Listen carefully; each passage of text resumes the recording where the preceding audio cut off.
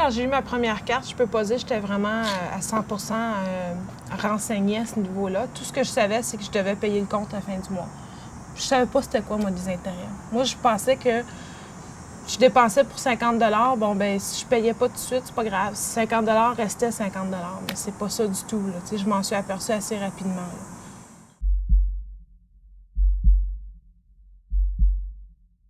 Première carte de crédit, je l'ai eue à 19 ans. C'est un rendez-vous à la banque que j'ai eu pour un prêt personnel. Je partais de ma propre entreprise comme graphiste. Puis bon, en allant à la banque, chercher un prêt personnel de 5 000 $. La banque m'incitait à prendre une carte de crédit pour obtenir un crédit personnel qui était plus solvable.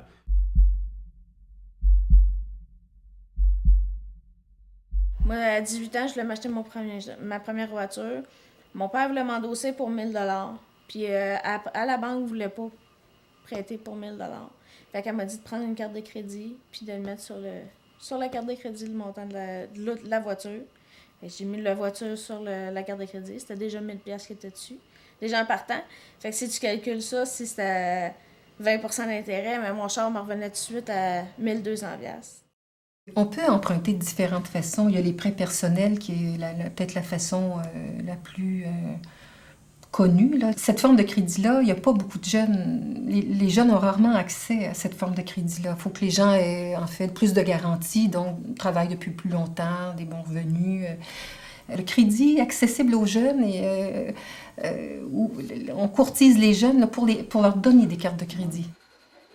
Et il y a les marges de crédit. Hein. On peut aller dans une institution financière, négocier une marge de crédit.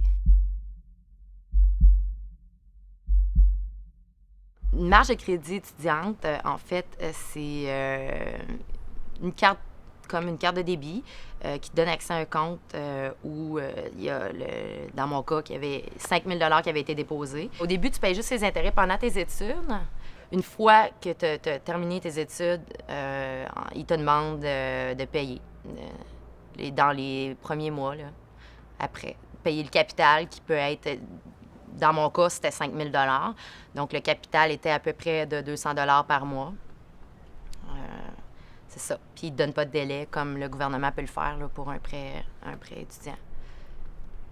Il y a le prêt étudiant que je mets complètement sur dans une autre catégorie parce que le prêt étudiant, on va le rembourser à la fin de ses études. Alors, tant que tu es aux études, il ne t'encombre pas, en tout cas. J'étais avec Sébastien, on se promenait sur la rue Saint-Hubert, puis il y avait un kiosque de la Banque de Montréal, les cartes de crédit, puis il donnait des stylos. Il donnait des stylos, là, tu sais, rien de... C'est extraordinaire, là, tu sais. Puis moi, j'en avais juste une, je dis, ben, tu sais, je vais en prendre une autre, tu sais, peut-être qu'eux autres, ils vont me donner une plus grosse limite de crédit, parce que Desjardins ne voulaient pas m'en donner une bien grosse, là, tu sais. Fait que j'ai fait ma demande, puis c'est ça, j'ai reçu ma deuxième carte. Comme ça, c'est arrivé. Présentement, les cartes universelles font énormément de promotions auprès des jeunes, là, partout où est-ce qu'ils ont accès aux jeunes dans les écoles. Et on les donne beaucoup plus facilement qu'avant. Quand j'étais inscrit au cégep, il y avait des kiosques dans le cégep même, puis ils offraient des cartes de crédit. J'avais juste souscrit, puis ils m'avaient envoyé une carte comme ça. J'avais même pas d'emploi encore. Le fait qu'ils soient dans le cégep, je pensais que c'était genre tout le monde en aurait, puis tout le monde était pareil. Puis ça faisait comme partie de la vie de commencer à avoir une carte de crédit au cégep. T'sais.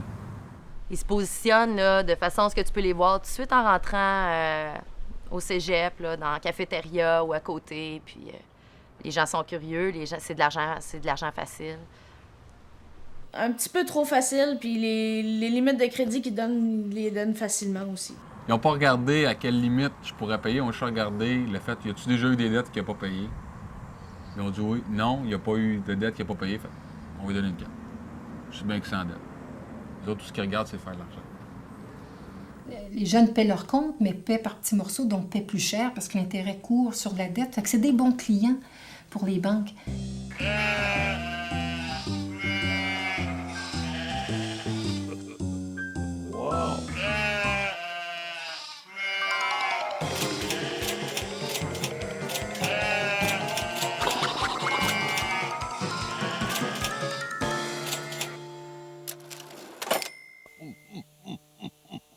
Le principal piège, je dirais, des cartes de crédit, c'est les achats impulsifs. Parce que c'est tellement rapide l'utilisation d'une carte de crédit qu'il n'y a pas de temps de réflexion Très peu, en tout cas, entre le goût d'acheter puis passer à la caisse et que ça soit facturé.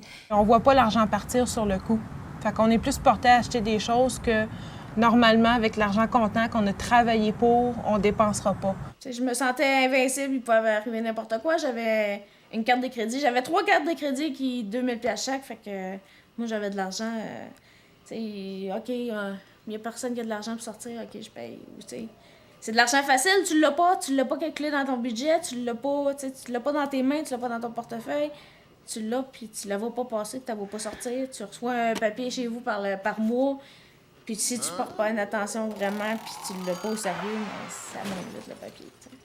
Je pense que quand t'as 18 ans puis qu'on te donne 5000 $, là, t'as jamais eu ça dans ton compte, 5000 $.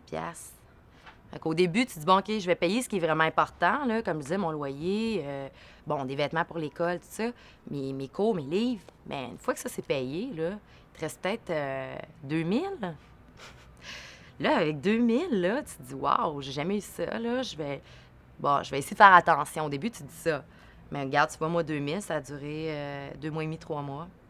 Je l'ai dépensé un peu faire la fête, puis me racheter du linge, puis... Quelque chose qu'on aurait voulu peut-être s'acheter dans un mois, puis là, on dit, il est en solde, j'ai pas d'argent tout de suite, mais j'ai ma carte de crédit, on va le mettre sur la carte. Au bout de la ligne, si on fait tout le temps ça, ben c'est ça qui fait monter les comptes très haut.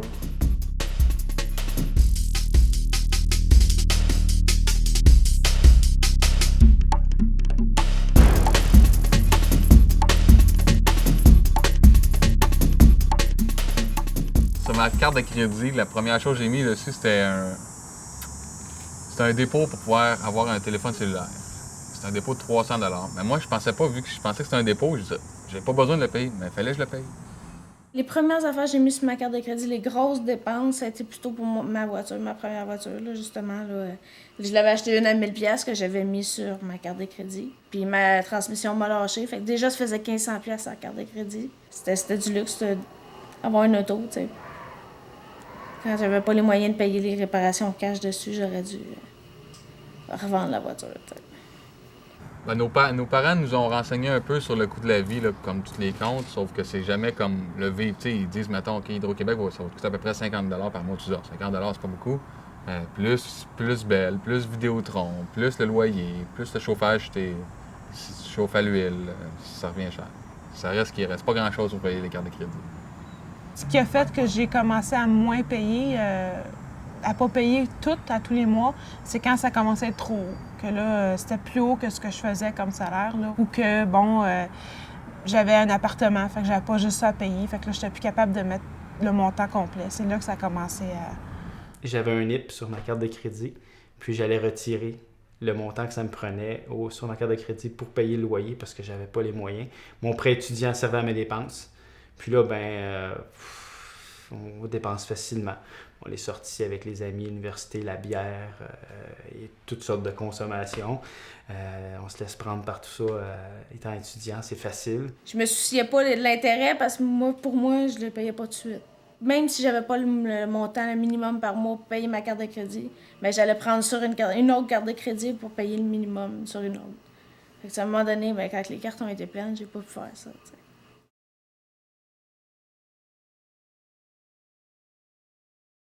Il y a 2 raisons majeures pourquoi les jeunes font faillite. La première, la plus grande, la plus importante des raisons, c'est trop de crédit.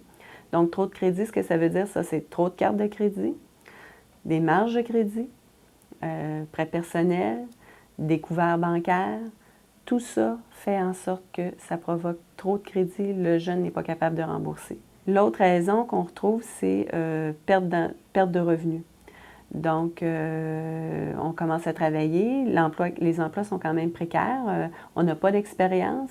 Ça ne veut pas dire parce qu'on a un emploi tout de suite en sortant de l'université, du cégep, qu'on va rester là des années de temps. Ça ne se fait plus aujourd'hui. C'est que tu t'imagines toujours que tu vas finir tes études, puis tu vas trouver un emploi payant, puis ça ne sera rien payé.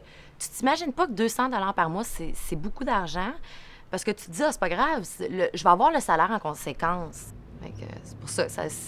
Je pense que j'avais pas conscience que ça se peut, dans l'éventualité, que je vais peut-être plus aller à l'université ou que peut-être qu'après l'université, je ne trouverai pas d'emploi dans mon domaine ou peut-être je vais décider de changer de programme puis que ça ne sera pas aussi payant que je pensais ou etc.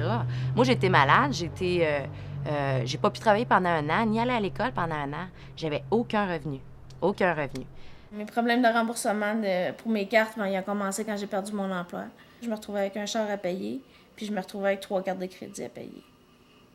J'ai eu au total peut-être 1 mois et demi de chômage sur 4 mois où j'ai pas travaillé, mais avec les mêmes dettes que j'avais quand je travaillais à temps plein, avec un revenu beaucoup plus élevé. Ce qui fait que là, j'avais des comptes où je devais de l'argent énormément partout. J'étais en retard partout. Puis j'avais plus les moyens de payer. J'avais tellement de retard. Puis les intérêts qui s'accumulaient, c'était incroyable. Et j'ai décidé d'aller voir un syndic à ce moment-là. J'ai dit, si je veux avancer, si je veux m'en sortir, si je veux arrêter le matin de me lever avec un point dans le ventre, quotidiennement, j'avais aucun stress dans la vie à part mes dettes. Mes dettes financières étaient rendues quotidiennement un poids sur mes épaules, un stress quotidien énorme. C'était mon obsession complète. Puis j'avais peur que ça en vienne à briser mon couple aussi, parce que là, ça devenait pesant pour mon épouse. Puis là, je suis allé voir un syndic. On en est venu une solution de faire une proposition de consommateur avant d'aller à la faillite. Puis depuis le mois de mars 2002, je paye 150 $ par mois pendant 5 ans pour me débarrasser d'années d'endettement. Par contre, mon prêt étudiant, j'en ai pour 11 ans encore à 200 $ par mois. Je peux pas mentir. Au Canada, par année, il y a environ 100 000 faillites. Imaginez environ entre 8 et 12 % que c'est des jeunes qui font faillite. Ces faillites-là, essentiellement, sont dues à un endettement qui est trop élevé. Et ça, c'est directement proportionnel à l'accès au crédit. Donc, plus vous avez accès au crédit, plus vous dépensez, plus vous consommez, plus vous avez des chances de faire faillite. Plus j'allais, plus j'augmentais ma dette, tout en continuant mon rythme de vie ultra élevé, puis en pensant pas que quand j'allais terminer mon université, bien ça, fallait que je le rembourse. Après 5 ans d'université, même 6 ans, je suis arrivé à une dette universitaire de 22 000 de prêt étudiant, une carte de crédit, si je peux m'exprimer ainsi, loadée à 3 000 $, puis un prêt personnel qui était rendu là, à 5 000 $. C'est énorme, surtout que je travaillais dans un club vidéo. Donc là, le rythme de vie a arrêté parce que j'avais plus de prêt étudiant qui rentrait, puis il fallait que je paye. Donc, la liberté qu'on s'est donnée de consommer et de s'endetter nous enlève notre liberté de choisir le métier qu'on a envie de faire éventuellement parce qu'on a trop de dettes. Fait que moi, ce que je trouve le plus grave, c'est peut-être ça, c'est que ça peut nous détourner de nos projets. Tu sais, à 20 ans, c'est le temps d'étudier, c'est le temps d'apprendre des métiers, c'est le temps d'aller au bout de ses talents, c'est le temps d'explorer. Et tu peux te retrouver avec des obligations bien terre à terre, de finances, de trucs que tu as achetés sans avoir réfléchi, puis qui fait que ça te détourne. Tu es obligé d'aller travailler pour... Et pendant plusieurs années, j'ai eu 2 emplois parce que j'avais beaucoup trop de dettes. Mais en premier, c'était pour avoir plus d'argent, mais à la fin, ça s'avérait que c'était pour payer les dettes que je les gardais, les emplois. C'était pas nécessairement les emplois que j'aimais, du moins pas mon 2e emploi, mais j'avais pas le choix. Mes amis qui n'avaient pas ces marges de crédit-là, puis qui n'avaient pas de dettes, ils partaient en voyage, il y en a qui s'achetaient des voitures. Bon, moi, j'étais pas capable d'acheter une voiture. Beaucoup de choses que j'ai pas fait. On se sent très stressé quand on doit de l'argent. Là. C'est beaucoup de pression parce que là, on a peur de ne pas arriver à faire les paiements à temps. Puis c'est vraiment un stress qui n'est pas nécessaire. Là. Tu sais, je suis plus capable. Je suis pas rentrée un matin au travail. Je suis allée voir le médecin.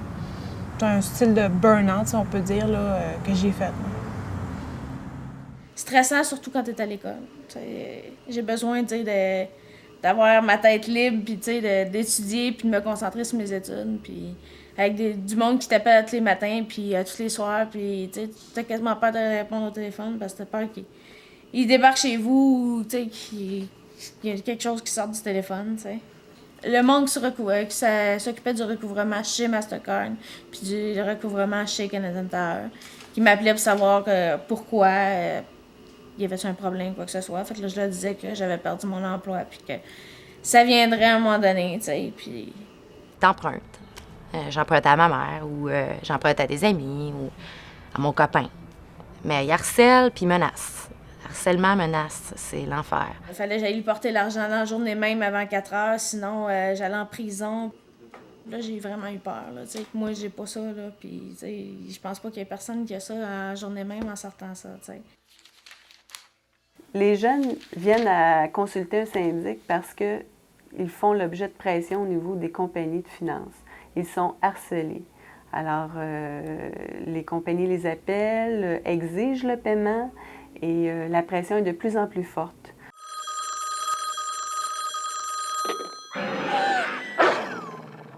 Si on décide de faire faillite, ben notre dossier de crédit est sali pour 7 ans.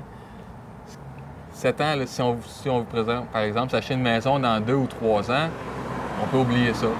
Même avec un endosseur, ça va être très dur. Une auto aussi. Une auto, on peut oublier ça. Comme notre auto, elle ne durera pas indéfiniment. Là. Si ça finit, on va être obligé de s'acheter un autre bazou.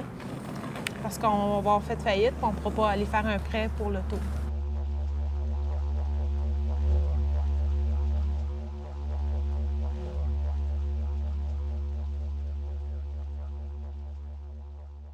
C'était la première motivation que j'ai eue, là. Me faire un nom. Tout le monde me disait que ça l'entoure, ça fait un nom, puis tout ce que ça a fait, c'est défaire mon nom. J'ai décidé d'avoir des cartes, pouvoir me faire un nom, puis tout ça.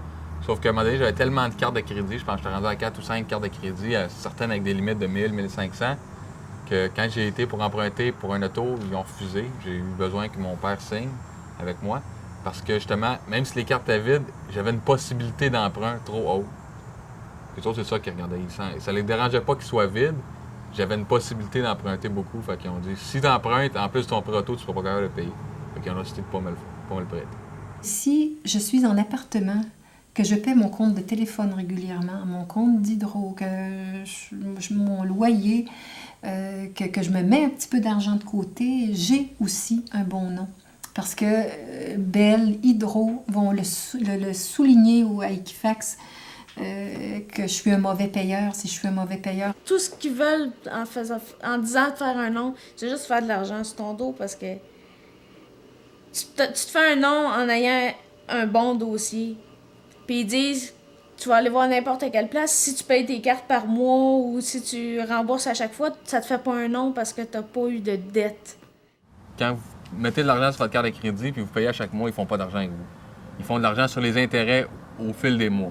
Présentement, vu qu'on a 3 cartes de crédit, les 3 sont pleines, les 3, on paye juste le paiement minimum parce qu'on peut pas payer plus. Eux autres font beaucoup d'argent avec nous autres, présentement. Si, mettons, on met 170 sur une carte qui est le paiement minimum, il y a peut-être 20 qui va sur la dette et 150 à la banque. On a calculé ça, payer une carte là, qui est présentement 5 000, le paiement minimum, ça va prendre à peu près 20 ans à payer, puis ça va m'en coûter à peu près 40 000. Quand je vais avoir fini de payer, là, avec les intérêts, si on fait un calcul rapide, je devrais pas être loin d'à peu près 11-12 000, juste en intérêt. 11-12 000, là, sur 10 000. C'est plus que les marges de crédit. C'est plus que je vais avoir payé en intérêt. Juste aussi à penser à tous les intérêts que j'ai payés pendant toutes ces années-là, sur toutes ces dettes-là, facilement, au moins 8 000 d'intérêt.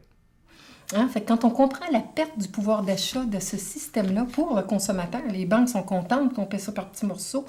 Mais quand moi, comme consommateur là, qui vois mes intérêts à moi, je vais en avoir pour mon argent. Je la gagne, cet argent-là. Alors, si les banques nous en offrent comme ça, ben, c'est pas pour rien. C'est pas pour nous faire des cadeaux, c'est qu'ils font de l'argent. Les banques, c'est une logique de profit. Hein. Ça en donne envie de mettre de l'argent de côté, de payer comptant ces choses.